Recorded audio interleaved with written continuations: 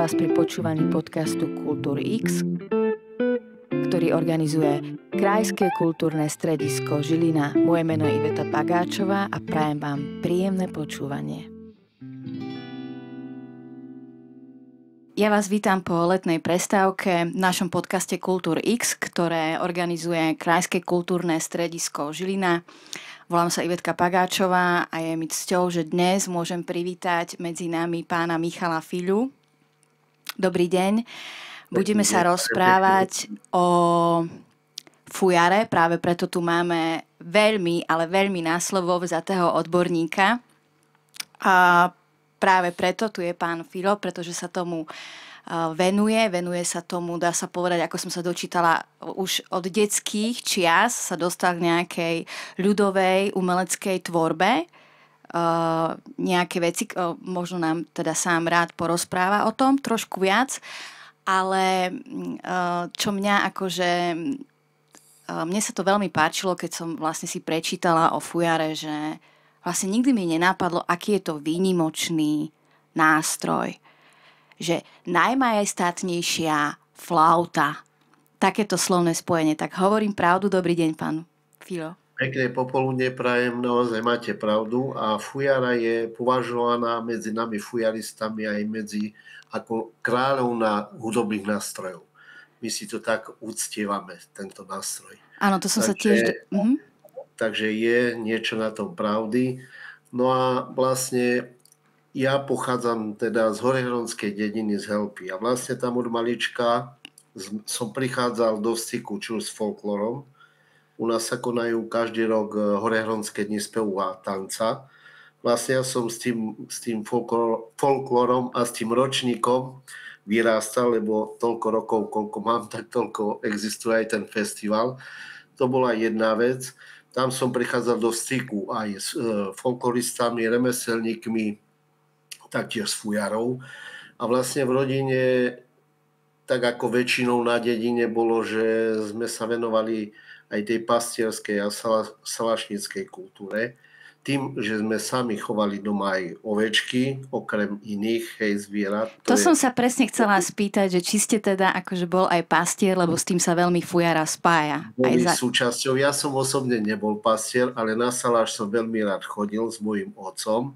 A moji maminy bratia teda boli ako pastieri oviec. Takže Bože, to je pekné. chodili k ním na saláš, no a vlastne tam sme už prichádzali takým prirodzeným spôsobom a nasávali tú krásnu kultúru pastierskú a valasku. Áno, že fujara je vyslovene náš slovenský ľudový nástroj. Áno, kým sa vrátim k tomu ešte, tak len chcem pripomenúť, že vlastne ja prvý kontakt s fujarou na Horehroni fujari nejako neboli. Tam viac menej boli gajdoši, ale bol na Helpe pán, ktorý sa venoval ľudovému rezbárstvu a on aj vyrobil aj pišťaly, aj fujary, ale neboli to také fujary typické pre podpoľanie. Určite myslím si, že on čerpal z nejakých obrázkov tú fujaru, že videl niekde na obrázku a podľa toho si urobil. Teraz sa vrátim k tomu, že naozaj fujara je jedinečný nástroj, ktorý sa nenachádza nikde na svete. A pochádza z pastierského a dedinského prostredia. Vlastne tam vznikal. A pôvod fujary vlastne je tým, že Valasi a pastieri prichádzali k nám karpatským oblúkom až z Rumunska od Balkánu niekedy v polovici alebo 13. storočí a oni si nosili so sebou rôzne hudobné nástroje, že keď chodili, pasli tie ovečky a tie chvíle dlhé, ktoré trávili odlúčené od svojich blízkych, od rodiny, tak si trávili aj tým, že hrali na rôzne hudobné nástroje, píšťaly rôzne a koncové píšťalky, šesťdierkové píšťalky. A vlastne tie nástroje sa dostávali k nám aj na Slovensko. A naši pastieri a valasi si začali podľa týchto nástrojov vyrábať aj svoje vlastné nástroje a takým predchodcom fujary bola pastierská trojdierková pišťala. A to už bola taká veľká ako fujara? Nebola ešte taká veľká. A oni tým, že vlastne v tom prostredí, dá sa povedať, aj veselom, aj smutnom, tak spievali väčšinou také tie smutné pesničky, ako im bolo clivo za rodinou, za blízkymi, hej, ako keby sa chceli vyžalovať, vyrozprávať. A vlastne zistili jednu vec, že keď predĺžovali tú pišťalovú trubicu a dĺžkou a vývrty robili väčšie, tak získavali také hlboké tóny, ktoré boli už blízke ku fujare a ktoré im vyhovovali na tú hru a na tú výpoveď piesňovú. Hej. Takže a zistili to, že čím dlhšia je tá pišťala a hrubšia to vrtanie, tak získavali tie také hlboké tóny. A vlastne to bol predchodca fujary. A tým, že už keď to urobili tú dlhú pišťalu, a nevedeli už na ňu tak dobre hrať, dotiahnuť, hej, na vrch, kadiaľ sa fúkalo a na dierky, tak prirobili k tej pišťalovej trubici vzduchovod, aby si uľahčili tú hru. Niekedy tí starí majstri opisovali, že fujara sa skladala z pišťalovej trubici, v ktorej spodnej časti boli umiestnené 3 bočné hmatové otvory, na vrchu bolo okienko a ten vzduchovod, oni nevolali, že vzduchovod, ale hovorili, že k tomu bola pripevnená pišťala. Aha. Že k tomu bola pišťala, ale na tom sa nehralo. Tam len tá palička vlastne vedie ten vzduch, ktorá je prepojená spojovacím ceculom, cez klatik, a vzduch je navedený na hranu a tam sa rozráža, tam sa vlastne tvoria tóny. A preto sa radí aj fujara, aj pišťalky medzi hranové nástroje. Že na tej hrane sa ten vzduch rozráža a tvoria sa tóny. Tak toto je aj odvodený, keď sú hudobné nástroje, hej, zaradené do nejakých tried a tak fujary sú medzi hranové nástroje. Hej. No. A má fujara nejakú konkurenciu vo svete? Ja som sa osobne nestretol s tým. Sú etnomuzikológovia, možno by vedeli o tom viacej rozprávať, ale my sme mali niekedy v 80. 90. rokoch rôzne stretnutia aj s pánom profesorom Elšekom, ktorý sa takú najväčšiu, ako by som to povedal, najviac zasadil o to, že fujara bola zapísaná do UNESCO. Takže on, keď robil aj tie výskumy, tak muselo, to sa robilo celosvetové a musel byť ten nástroj jedinečný. A tým, že naozaj sa nenachádza nikde na svete, tak to aj potom prijali do toho UNESCO. A veľakrát porovnávajú fujaru s didgeridou. Áno, to som sa chcela spýtať, to si moji spolužiaci na výške vyrábali. Takže veľakrát to spájajú s tým, ale to absolútne nemá žiadnu súvislosť.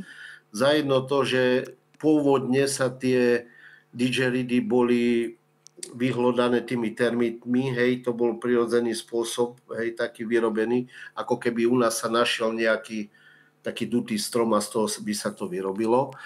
A to je jedna vec. A druhá vec, ten rozsah tónový a toto, čo všetko sa dá hrať krásne na tej fujare, tak to je neporovnateľné jednoducho pre nás, ktorí sa venujeme týmto veciam, tak vieme, že didgeridu je didgeridu a fujara je fujara. Takže sa vedia o našej fujare aj vo svete. Vy sám ste boli s fujarou, aj ste reprezentovali našu krajinu, dostalo sa vám veľkých pôct a kopu cien. Prečítala som si naozaj výnimočné veci o vás. Viem, že ste mali možnosť privítať Jana Pavla II. V Banskej Bystrici. To musel byť krásny zážitok. Tak, teraz zimomriavky po tele idú. Považujem to za jeden z najkrajších mojich životných zážitkov. Naozaj, keď ako fujarové trio, ktoré bolo založené v Banskej Bystrici, Húžva. Javorová húžva. Pamätám si. Javorová húžva, tak sme naozaj vítali svätého Otca a to bol teda zážitok to neopakovateľný. A tie myšlienky mi chodili spätne už vtedy, že z rozprávania starých majstrov som veľa počul, že sa chceli poďakovať za tú fujaru svätému Otcovi, veľa tých výrobcov, fujaristov a mali takú túžbu, hej, aby aj svätý Otec vedel, že niečo také krásne na malom Slovensku, bohatom tak na kultúru existuje, no ale nám sa dostalo tej cti a no vravím, to je najkrajší zážitok. Tých zážitkov bolo veľa, keď sme účinkovali aj v Paríži pri príležitosti prijatia tej fujary do UNESCO. Robili sme tam 3 koncerty, tak bol som jeden z účastníkov tých fujaristov a chalanov, ktorí tam boli, tak to tiež také, ale to všetko prichádzalo takým prirodzeným spôsobom. Že nikdy som netúžil ani nejako cestovať, ani bol som spokojný s tým, čo som robil, ale boli také možnosti, ktoré mi zase vytvorila aj rodina a hlavne manželka, že teda vždycky mi povedala, že keď mám takú možnosť, aby som to išlo robiť. Krásne. A vlastne ste sa živili týmto celý život, alebo ste robili aj niečo iné? Nie, vlastne ja som sa začal venovať výrobe hudobných nástrojov až po odchode z mojej rodnej dediny z Helpy do Banskej Bystrice. Mal som viacej času a chcel som nejako ten čas využiť. A tým, že už na tej dedine sme robili všelijaké veci s drevom, tak som sa k tomu tak pomaličky vracal a mal som kolegu v robote Dušana Šura, ktorý vlastne, dá sa povedať, že on ma troška zasvetil do výroby črpákov, aj tých fujár, ale ja už potom som sa uberal takou svojou vlastnou cestou. Takže predtým vôbec som sa takýmto vecam, skôr športu som sa venoval na Horehroni, takže tomu a aj folklóru samozrejme, lebo tak tam sa žilo, tam sa spievalo každý víkend. Neboli partia, to sa spievalo a s tou piesňou ľudovou to od malička, od školy až kým som neodchádzal do Banskej Bystrici. Je to pre mňa taký silný moment, akože keď sa povie vlastne folklór, nejaká tradícia, Slovensko, že to ide ruka v ruke, taký oporný bod pre človeka, hej? Niečo, čo sa proste opakuje, v čom sa človek dokáže ukotviť. A keď si to spojím s tým krásnym zvukom toho nástroja, tak mi je až akože tak príjemne. Čiže vy ste vlastne akože v tom prostredí vyrastali. A čo bolo prvé? Najprv ste chceli na ňu hrať a potom ste sa ju naučili aj vyrobiť, lebo viem, že vy viete aj vyrobiť fujaru. No tak venujem sa od 84. roku výrobe a nejako účinkovať som veľmi nemal až taký záujem, musím povedať pravdu, ale mal som dobrého majstra, veľmi dobrého. To musím spomenúť. Lacka Libicu. Tých výrobcov bolo viacej, ktorých som kontaktoval, za ktorými som chodil, keď som začínal učiť sa, lebo to bolo veľmi dôležité, aby som vedel ten spôsob výroby vlastne. Hej. Vedel som, že je fujara, počul som, videl som na amfiteátri v Helpe fujaristov, keď hrali a tak. Ma to veľmi zaujímalo. No a vlastne ten učiteľ bol teda tým, ktorý ma potom tak akože naštartoval. No a keď som chodil prezentovať, či už fujary, alebo píšťalky, alebo aj bačovský riad, črpáky, lyžice, mahance, tak vždycky mi vraveli, no tak treba aj zahrať, či už na píšťalke, alebo na fujare. Tak som sa učil sám, piesne, ktoré som počul, poznal. No a takým impulzom veľkým bolo to, že ja som chodil, mám syna teda. Mám syna, aj 2 dcery. Krásne, pozdravujeme. Ten syn bol teda, keď bol maličký, chodil ešte do škôlky, tak sme ho prihlásili do súboru, lebo ako keby som si plnil také svoje, ja som mal všetko rád svoje sny, tak išiel do súboru. Ale tak bol veľmi šikovný a je šikovný. A potom vravím, tak však keď ja robím tie pišťalky, tak bolo by dobre, aby sa učil. Aj chodil do dielny od malička ku mne, motkal sa kolo mňa. No a raz na jednom podujatí som sa stretol s vynikajúcim výrobcom a majstrom výroby, hudobníkom, s Dušanom Holikom. Sme sa zoznamili na jednom podujatí v Bratislave. To bolo, tuším, že to bol nejaký dvor remesiel, ktorý sa konal, organizoval to ULU. Tam sme vyrábali nástroje, ktoré boli potom aj ocenené. A tam sme sa skamarátili. No a pri sedení sme sedeli, debatovali. Tak som ho poprosil, Dušan, mám ja syna a tak ja ho učím troška na pišťalke a ty si pedagóg. Nemohli by sme niekedy prísť do Očovej za tebou a že by si ho tak vyskúšala, že či sa oplatí niečo a tak. No vraví, že dobre, dohodli sme sa teda, potom sme sa skontaktovali, zobrali sme pišťalky, išli sme do Očovej z Bystrici a prišli sme k nemu, učil vtedy na základnej umeleckej škole v Očovej. No a tak ja som ich nechal teda, aby sa ho vyskúšal a tak. A keď som sa vrátil po hodine, tak Matúš už vedel 2 alebo 3 pesničky zahrať krásne na pišťalke. Takže to bol taký oný. No a chodili sme tam asi 3 alebo 4 roky, 2-krát do týždňa z Banskej Bystrici. 2-krát do týždňa sme chodili do súboru, Matičiariku účinkoval. A raz, keď bol u mňa pán Pivoluska, on bol vedúci folklórneho súboru Bystrina v Banskej Bystrici, bol zobrať nejaké prezenty do zahraničia a počul Matúša, ako hrá na pišťalke, tak vraví, ja ho beriem hneď, teraz o týždeň ideme do Francúzska, tak že Matúša beriem. No ale ako ponuka bola zaujímavá, ale vrajme Jano sa. Janko, ale to takto rýchlo my nemôžeme, ja Matúša samého nemôžem, tak poď aj ty a tak. A vrajme dobre, všetko sa, prídete zo zájazdu, prídeme do súboru a vlastne potom uvidíme, čo ako ďalej. Tak sa vrátili, prišli sme do súboru, no a Matúš začal hrať s muzikou v Bystrine, no a už sme chodil po oných. A vrajme, on ešte mladý a tak nemôžem ho ja samého, takže aby som aj ja chodil s nimi. A už keď som chodil s nimi, tak už aby som aj niečo zahral na fujare. A už to bolo, a už to išlo odtedy, išlo až po dnes. A boli to také krásne chvíle, aj tie začiatky, aj v tých súboroch. No. Takže ste nakoniec vystupovali. A tej fujary, no vždycky som bol hrdý na to, že som Slovák, aj som hrdý na to, aj budem vždycky hrdý, pokiaľ budem žiť, že naozaj, že krajina tak malá a bohatá na tú kultúru, na tie piesne, tradície, kroje nádherné, tak to je fantázia. To naozaj nikde na svete som sa s tým nestretol a nikde na svete nie na svete, že sa vyjadrujem, že ako nás primali v tom zahraničí. Aha, to takto. som chcel povedať. Že, no to bolo niečo nádherné, že keď jeden súbor prišiel, robil hodinový program a aj tie krojovo, keď sa prezvelky, no tí ľudia boli z toho uchvátení. No a koľko razy, keď sme išli domov zo zahraničia, sa lúčili s nami, tak aj pláč bola tak, že tak si obľúbili ten súbor aj tých ľudí, ktorí vlastne v tom súbore účinkovali.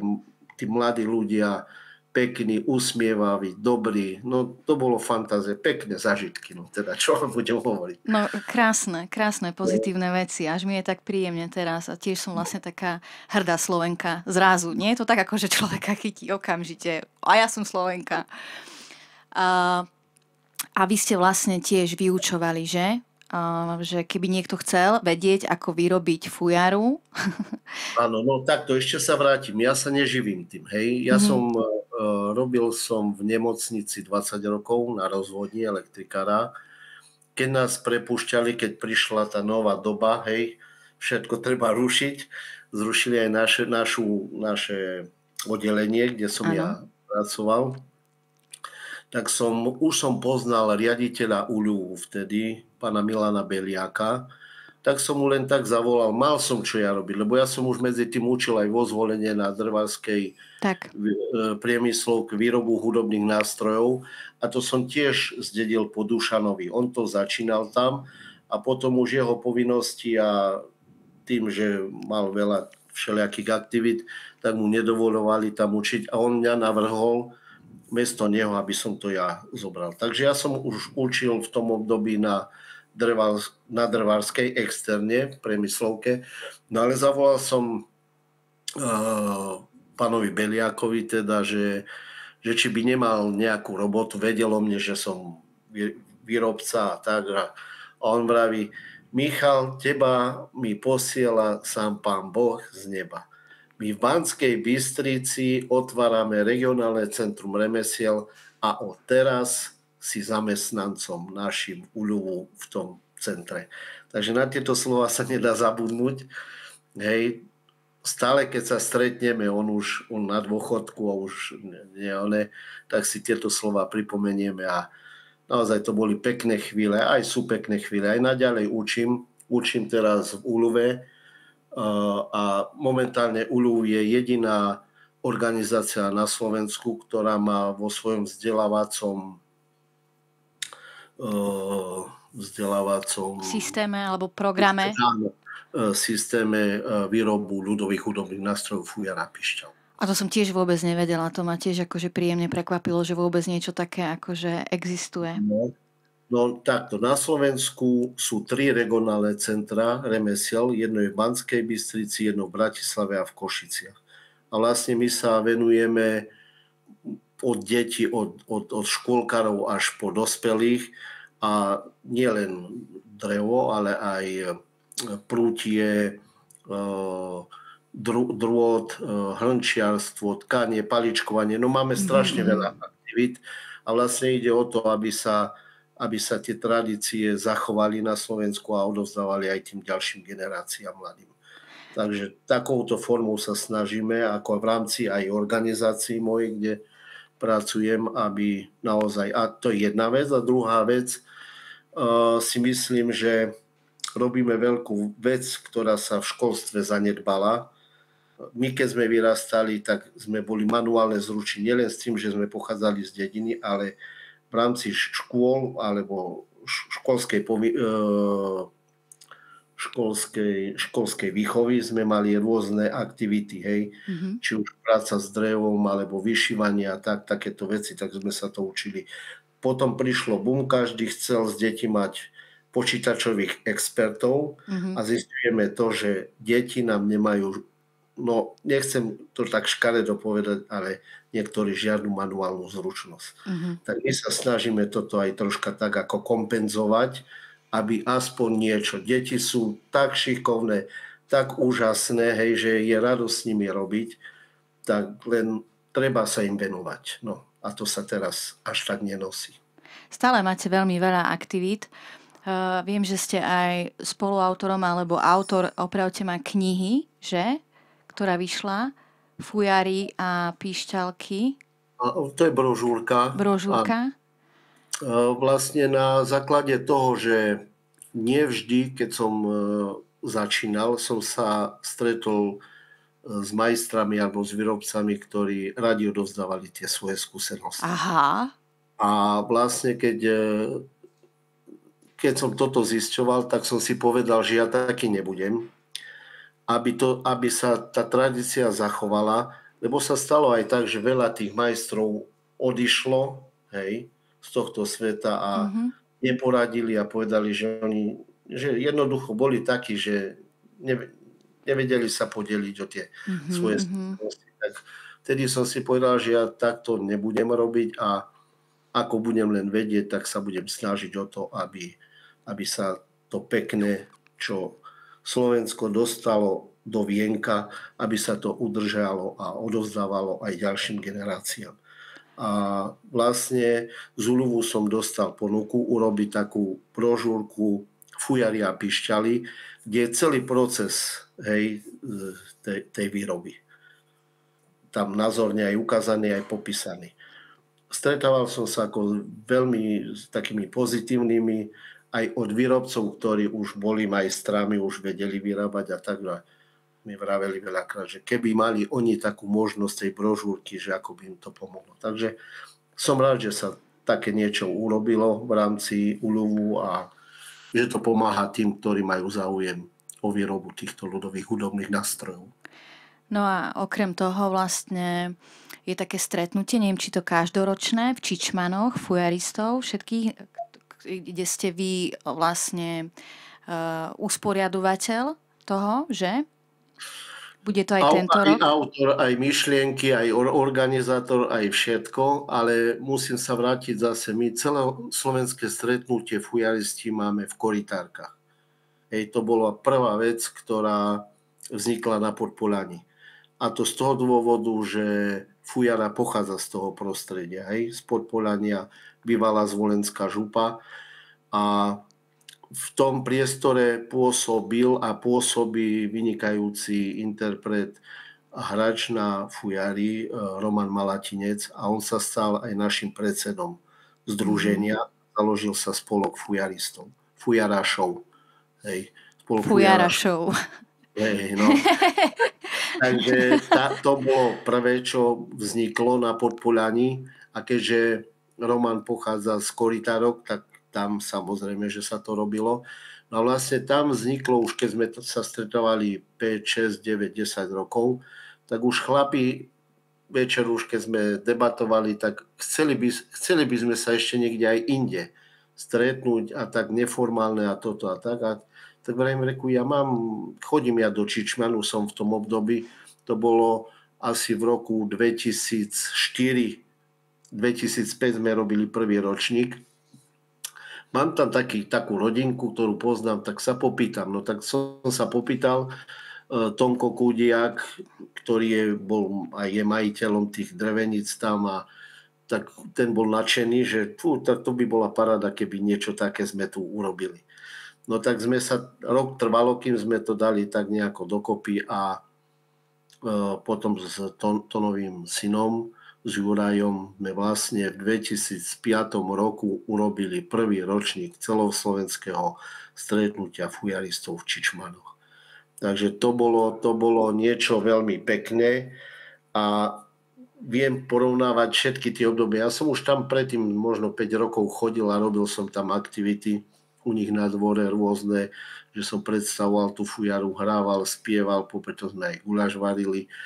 Takže to prostredie mi učarovalo veľmi pekne, aj tie drevenice a toto všetko. No a vlastne už je 18 rokov, čo toto podujatie robíme. Krásne. Chodil tam aj pán profesor Oskar Elšek s jeho pani manželkou. Robili mi aj hodnotenia. Vždycky som si dal urobiť nejaké hodnotenie, či to robíme dobre, alebo tak, ale vždycky to bolo pozitívne. Tí ľudia, ktorí tam aj účinkovali, aj sa tam stretli. Je to festival, myslím si, že taký festival neexistuje na Slovensku, kde sa neplatí vstupné. Fujaristi sú tak blízko tých divákov, že aj komunikujú, debatujú a takže niečo nádherné. No. Krásne zážitky, že v prestávke sme sa vedeli podeliť aj o ovčie produkty aj s tými divákmi, návštevníkmi, ktorí to privítali. No boli očarení, no, že také niečo sa robí. No a vlastne ono je to veľmi náročné, ale zase tí ľudia, ktorí tie poďakovania a to, že sa im to páči, že sú radi, že sme prišli s fujarami do toho prostredia. Lebo tam tiež nebola taká fujara, že tých stražovských vrchoch boli valasi pastieri na Vysokej, tam bolo strašne veľa salašov, ale fujari sa tam veľmi malo tiež vyskytovali. Skôr pišťali nejaké a tak, ale Juraj vlastnila jednu fujaru, ktorá bola aj vzdobená s takou čičmanskými vzormi. Takže tie sú krásne. Veľmi pekne tie začiatky a chceli sme naviazať na niečo, mali sme aj také väčšie ambície, ale ono to potom postupne ako tak, ale sme radi, že je to tak. Chodia tam fujaristi, okolo 70 fujaristov sa tam stretne a to je sila veľká potom a tie Nádherné. kamarátstva, toto. A keď oni sami potom povedia, že toto patrí medzi ich jedno z najlepších podujatí, ktoré navštevujú, tak to nás drží nad vodou a sme radi, že to môžeme teda urobiť aj v Čičmanoch. A je to pekné, no. Čo vám budem hovoriť? Treba prísť pozrieť. Gratulujem, určite si to prídem pozrieť. A kedy teda si to môžem prísť pozrieť? Tento rok bude 23-24, ten hlavný, ale od 22. už máme také v rámci toho festivalu sme začali robiť také spomienky, odkazy majstrov. A dávali sme takú pietu alebo niečo také, že tých majstrov, ktorí už niečo znamenali na Slovensku. Aby sme si ich uctili teraz, nie potom už, keď odídu z tohto sveta a potom budeme, ale dať im takú poctu naozaj, že si zaslúžia za to, čo všetko urobili pre našu kultúru a tým, že my okolo tých fujar, pre tie fujary. Tak každý rok sme si tých majstrov pozývali. Na jednom z ročníkov bol aj môj majster, ktorý ma učil, predstavený a tam sme robili také neformálne rozhovory.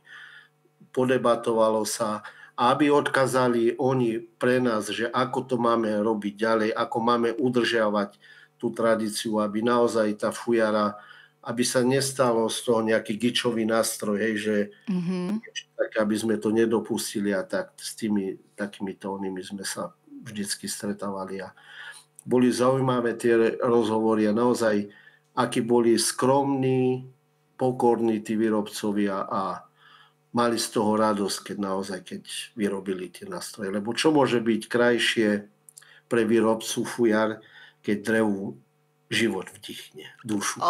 To ste povedali krásne. To je niečo najkrajšie, čo môže byť, keď drevo zahrá. To ste povedali krásne. Vy máte všetky tie zážitky normálne, my nahrávame online, vidím vás len teda cez počítač, ale vy to normálne máte v tvári, vy keď rozprávate, vy žiarite, normálne vidno, že máte veľa pozitívnych zážitkov, prajem to každému z nás. A teraz ešte by som chcela spomenúť, že sa blíži výstava, že v Makovickom dome. 10 pravd o fujare, tak sa to volá? No takto, každý rok sme chceli niečím obohatiť ten festival. Vlastne tam vznikla myšlienka to, že by sme urobili... My sme robili najprv malé výstavy v Čičmanoch. No a potom ma napadlo, že prečo by sme nevedeli urobiť veľkú výstavu, že Krajské kultúrne stredisko malo krásne priestory výstavné, tak bolo by chybou ich nevyužiť. A vlastne ja som sa spojil s mojim bývalým kolegom a keď bola fujara zapisovaná do UNESCO, tak pán Martin Meša sedel v kancelárii a ja som bol na služobnej ceste a prišiel som za ním a sa mi zveril, sme sa rozprávali a vraví, že ideme do Paríža a súčasťou prijatia fujary do UNESCO bude aj výstava. A ja pripravujem podklady na tú výstavu. A neviem, čo by som mal dať, aký názov tej výstave. Aha. A vravím, a čo máš? Mám tu takých 10 vecí rozrobených a mňa hneď napadlo, že tak Martin, tak daj názov tej výstave 10 pravd o fujare. A tak sa to aj ujalo. No a teraz, keď sme išli my robiť toto, tak som ho musel ako autora tiež požiadať, aby nám dovolil robiť tie výstavy pod týmto názvom, čo prijal akože s pochopením, aj bol aj pozvaný na tie prvé výstavy, takže aj sme ho tam predstavili.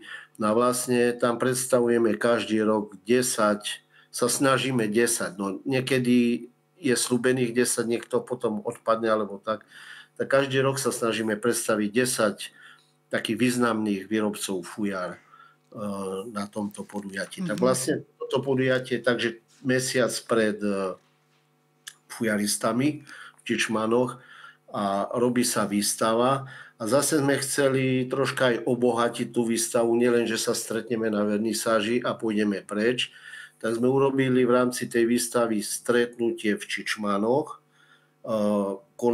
Robí sa to v Kaštieli, v Čičmanoch a vlastne tam sa robia aj rozhovory s tými výrobcami, ktorí poskytli svoje nástroje na výstavu. Také neformálne rozhovory, tie robím väčšinou ja a v sobotu robíme odbornú prednášku. Boli tam, jeden rok tam bol pán profesor Oskar Elešek, pán profesor Bercogaraj z Nitry, teraz bude tiež profesor Karol Kočík. Takže to sú také osobnosti, ktoré majú čo k tomu povedať a vlastne oni rozprávajú o tých odborných veciach a potom je taká debata neformálna a vymieňajú si rôzne skúsenosti aj po tej odbornej. My ako fujaristi po tej našej stránke, výrobnej a toto všetko a tak. A to je tiež jedna výborná vec, si myslím, že to stretnutie s tými odborníkmi a s tými výrobcami, že ono to všetko niečo dá. Oni majú niečo naštudované, chlapci zase vedia niečo z tých svojich skúseností, lebo väčšinou výrobcovia sú aj folkloristi, chodia, som povedal, 90% chodia aj účinkovať, že pochádzajú z toho aj dedinského prostredia, že žijú s tým, takže je čo si povedať aj medzi sebou a čo je to podstatné, že naozaj, aby tá fujara zostala fujarou. Je to tak, že keď niekto vyrobí teda tú svoju fujaru, takže čo fujara, to iný zvuk? Žije tá fujara akože podľa toho, a kto ju majstroval? Tak takto. Niekedy sa rozlišovali tie fujary podľa vzorov. Hej, tých fujaristov nebolo toľko, ako je teraz.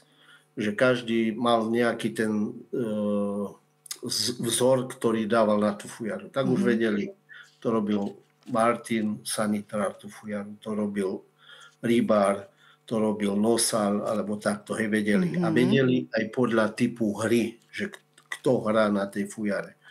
No, vyrobiť 2 fujary alebo 3 fujary rovnaké, to sa asi ani nedá. Lebo to není nástroj taký, že vyrobí to stroj presne a tak, hej. Áno. Že každá má nejaké tie špecifika a vlastne niekedy aj tí majstri, ktorí vyrábali tie fujary, ono sú dokonalejšie tie fujary ako niekedy. Niekedy tak šumeli, šušťali. Vlastne tým, že pochádzal ten nástroj z tej prírody, tak ono to k tomu aj akož si patrilo. Hej, ale teraz už tí hudobníci, hlavne, ktorí profesionálne hrávajú na fujar, chcú čistiť to na toto.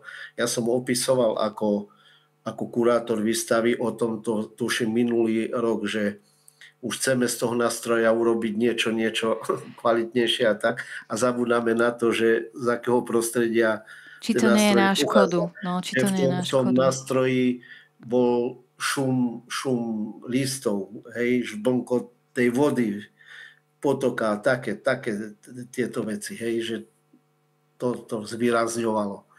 A dokonca k tomuto musím povedať jednu vec takú zaujímavú, že keď som bol v Číne a prezentovať Slovensko, tak boli tam veľvyslanci a tak ja neviem po anglicky ani žiadnu reč, absolútne nič.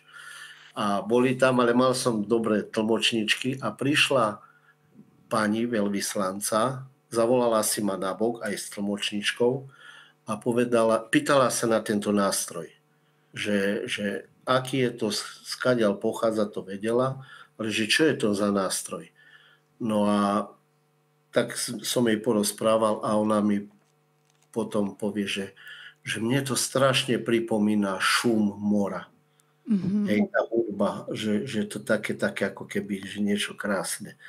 Takže vlastne ona ako keby vycítila to, že z takého vlastne prírodného prostredia pochádza, že je tam aj ten potôčik, aj šum toho listia. Takže Áno, to som si tak akože predstavovala, že či sa vlastne niečo, čo je tak akože tradičné, klasické, slovenské, či to tiež akože podlieha nejakým moderným trendom, že sa niečo vyvíja a vlastne ste mi to teraz odpovedali, že to krásne, to Moder, svoje no, čaro. Keď si... moderným Mhm, iba zdobenie absolútne nie, to si strážime, ale už ani nie moderným, ale s takým zdokonalovaním mhm, čistoty tých tónov. Hej? mhm. A to už vlastne to, že keď robíme pre muziku nejakú muzikantov alebo do nejakého štúdia, že idú nahrávať nejaké veci, tak oni chcú mať, aby to bolo čisté a tak už sa snažíme im vyhovieť. Takže výstava v Makovickom dome bude otvorená od 8. septembra, správne hovorím. Áno. Takže vás veľmi pekne pozývame, alebo potom na ten festival do Čičmian. No srdečne vítame každého, každý je vítaný a naozaj tí ľudia potom chodia takí šťastní z toho festivalu a nabití energiou. A vlastne ono, nie je to tam tých Čičmanov len o fujarách, lebo to by bolo zase tiež, to si musím pravdu povedať, že počúvať hodinu, 2 alebo 3 hodiny fujaru, tak možno ani, aj keď ju mám strašne rád, mi sa to nepáčilo ako divákovi, ale máme tam aj súbory a väčšinou tiež také dedinské súbory, hej, že aby to išlo z toho prameňa čistého folklórneho. Takže sú medzi čísla nejakí tanečníci, odzemkári, heligonkári, gajdoši, takže je to tam pestr, hej, že nie je to len čisto o tej fujare, ale snažíme sa, aby to bolo zaujímavé aj pre diváka. Ja vám absolútne verím. Ja už len po tomto rozhovore, potom ako som vás videla, ako žiarite, ako rozprávate, tak som nabitá a odchádzam normálne plná energie. Takže to odporúčam určite všetkým. Pozývam vás teda na tento krásny festival. A ak sa chcete cítiť takto krásne a pozitívne ako náš dnešný host, pán Michal Filo. Ďakujem vám veľmi krásne, ste plný toho informácií, zážitkov. Takže verím, že teda viem určite, že sme nevyčerpali všetko, ale že sme aspoň trošku potvorili dvierka, aspoň trošku k tomuto úžasnému nástroju nástroj kráľovná dýchových ľudových nástrojov. Dobre som to povedala? Dobre, veľmi dobre. Dobre, A veľmi. ja by som sa chcel poďakovať za možnosť odprezentovať tento nástroj aj tak spropagovať aj naozaj to Žilinské kultúrne stredisko, že sa nás tak ujalo, lebo s nimi je naozaj vynikajúca spolupráca, takže sa teším na to, že aj tento ročník urobíme. Sú síce nejaké také všelijaké problémy, ale To sú vždy. že to všetko dobre dopadne. Určite. Tak ja sa lúčim a tiež vlastne ďakujem Krajskému kultúrnemu stredisku za tento veľmi príjemný rozhovor. Dúfam, že sa ešte stretneme, pán Filo. No, budem sa tešiť. Budem vás vyzerať potom v Čičmanoch. Dobre, ďakujem krásne, majte sa pekne. Prosím. Dovidenia. Dovidenia.